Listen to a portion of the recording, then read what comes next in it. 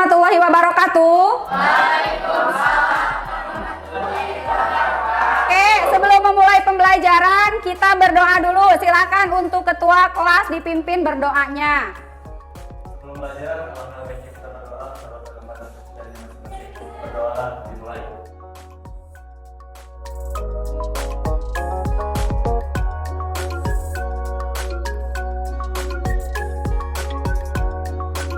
Alhamdulillahirrabbilalamin, berdoa sudah selesai. Apa kabar hari ini?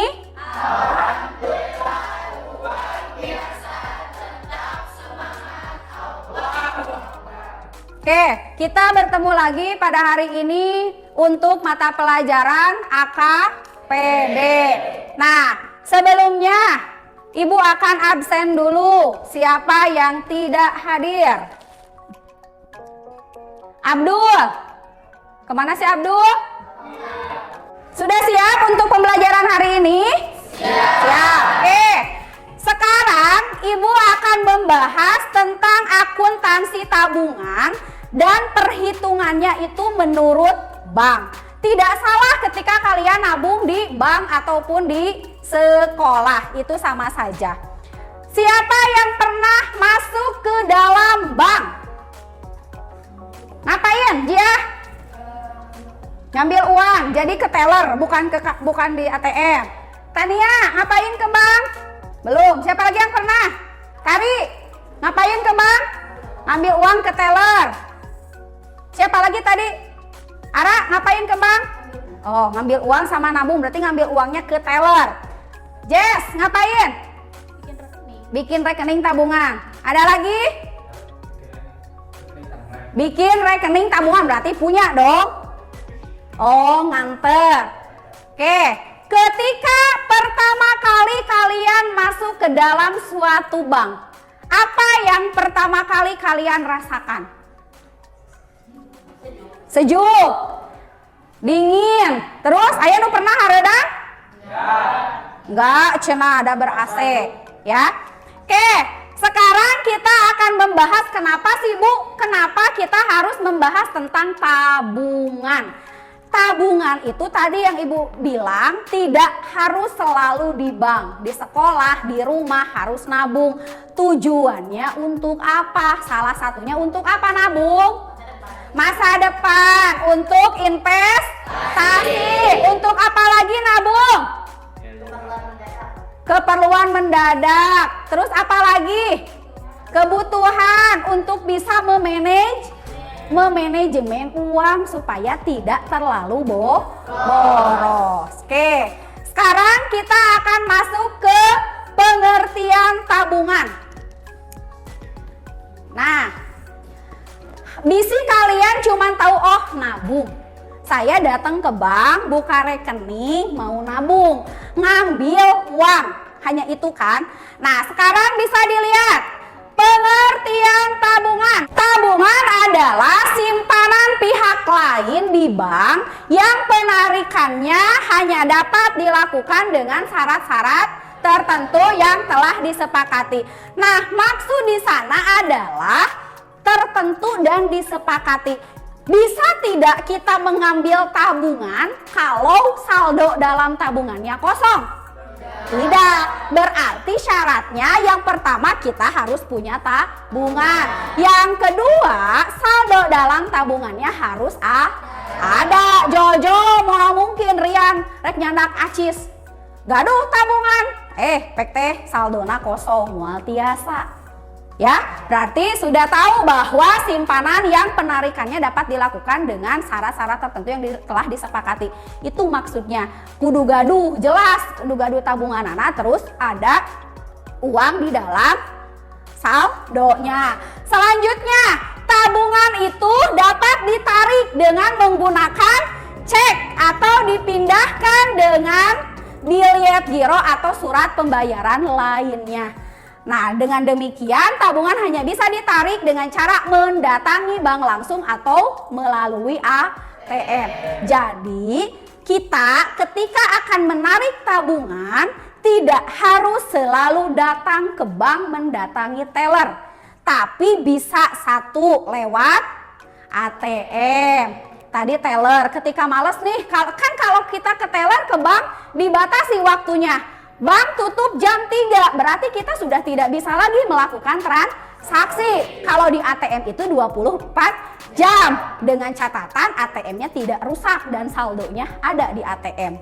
Selanjutnya sekarang ada yang bisa di toko-toko suka membuka transfer online atau kita bisa ngambil, itu pun sama ya, tapi tidak secara seperti ATM bisa 24 jam. Oke, tentang tabungan ada yang mau ditanyakan dulu?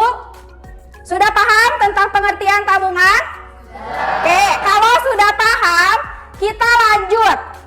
Bagaimana sih caranya ketika kita akan membuka tabungan? Biasanya ketika kalian nabung dengan uang tunai atau dapat transferan dari orang lain yang masuk ke rekening tabungan, biasanya kalian nabung sendiri atau dapat transferan dari orang lain? Bisa dua-duanya, bisa nabung sendiri. Misalkan Sandi rek transfer kasih Jia, Rian rek transfer kasih Esti, bisa masuk ke rekening tabungan nasabahnya.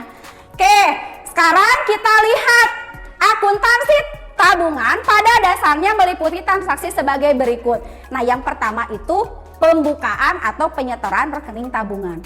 Bisa dengan tunai, bisa dengan transfer melalui cek sesama bank.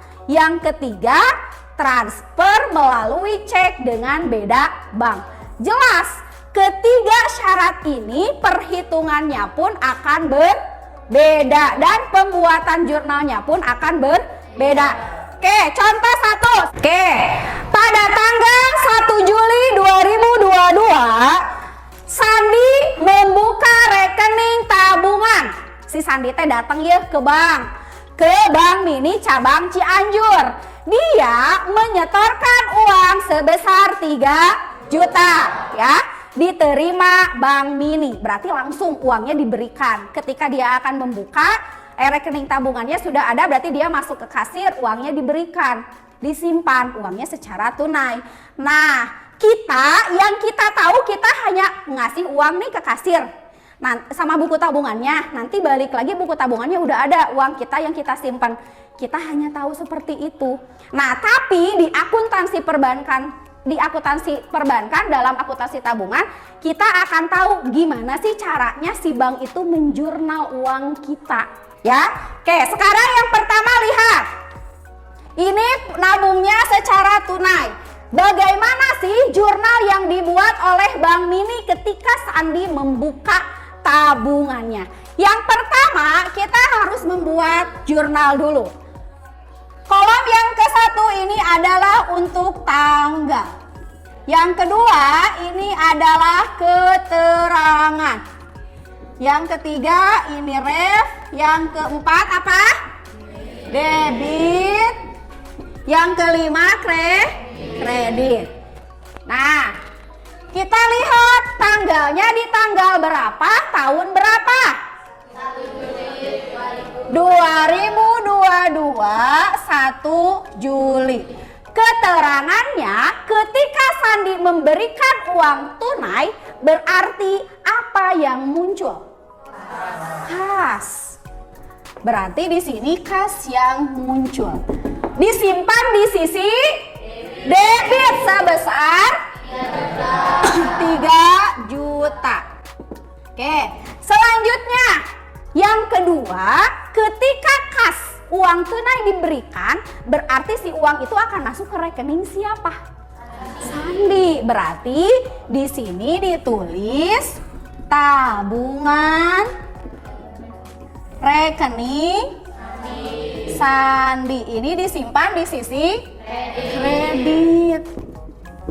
Nah, ini ketika menabung dengan uang tunai. Dari poin ke-1 ada yang mau ditanyakan? Tidak. Jelas ya? Berarti ketika kita menabung dengan uang tunai, si bank akan membuat jurnal seperti ini. Di kas, di debit, dan tabungan rekening Sandi. Nah, ini ditentukan siapa nanti nasabahnya. Ini disimpan di sisi kredit. Oke, sekarang yang kedua. sama menabung juga, menyetorkan tabungan juga. Tapi kalau yang kedua itu adalah cek. Kita lihat, pada tanggal 11 Juli 2022, Sandi menyerahkan cek sebesar 2 juta rupiah pada Bank Mini untuk keuntungan rekening tabungannya. Cek tersebut diterima Sandi dari PT Amarta yang juga sebagai nasabah Bank Mini cabang Cianjur. Nah, tapi yang kedua ini Sandi masukin tabungannya nerima cek dari PT Amarta. Tapi PT Amarta juga adalah nasabah Bank Mini. Jadi sama bank. Beda hungkul yang mengirim. Tadi nu pertama tunai. Nah, ketika yang pertama tunai, di sini kas. Sekarang dari PT Amarta, berarti kalian rubah di sini. Tanggalnya tanggal berapa? 11 Juli. Oke. Tadi Sandi nerima dari siapa? PT Amarta. Berarti di sini giro PT Amarta. Nah, di sini nanti kalian harus perhatikan siapa yang mengirim. Misalkan mengirim Listia, berarti giro Listia. PT apa? Berarti di sini dimasukin. Berapa nominalnya? 2 juta.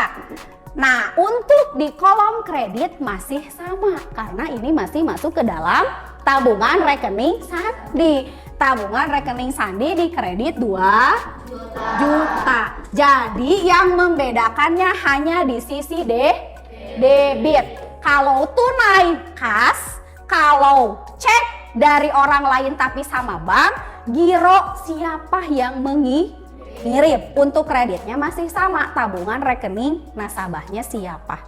Oke, paham? Paham. Ada yang mau ditanyakan? Tidak.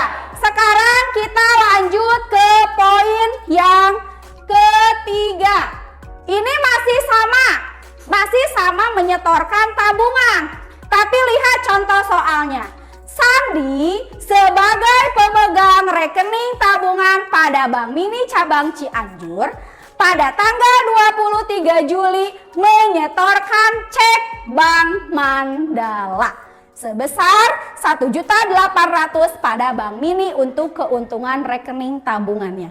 Berarti yang ketiga ini Sandi masukin tabungannya tapi dari siapa? Dari Bank Mandala. Kalau Sandi banknya Bank Mini. Sama tuh banknya? Beda. Ketika beda bank akan muncul clearing. Ketika ada clearing akan ada campur tangan Bank Indonesia. Nah, berarti jurnalnya kita rubah dulu tanggalnya. Tanggal berapa? 23 Juli. Berarti ini kan udah beda nih.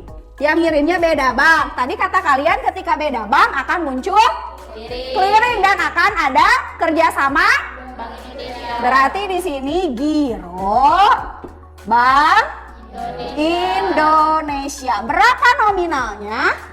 1.800.000. Oke, berarti untuk di kolom kredit masih sama. Karena yang menerimanya masih sama. Nasabahnya berarti tabungan rekening Sandi 1.800.000. Oke, itu dari ketiga langkah ketika kita akan menyetorkan tabungan. Oke, kita flashback lagi. Yang pertama, ketika kita akan menyetorkan dengan uang tunai, yang akan muncul di debit adalah kas. Yang kedua, ketika kita menyetorkan tabungan tapi dari cek orang lain dengan catatan harus sama bank, berarti yang muncul adalah giro siapa yang mengirim.